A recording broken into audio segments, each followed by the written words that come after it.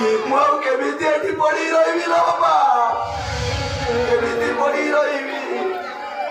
ହେ ବାପା, ତୋର ମନେ ଅଛି ନା ଏଠି କିଏ ହେଇଥାଏ, ଭାରି ଦୁଷ୍ଟାମି କରୁଥାଏ, ବାପା ବାଡି ଖଣ୍ଡେ ଧରି ମୋ ପିଛାରେ ବାଡେଇବା ପାଇଁ କରୁଥାଏ।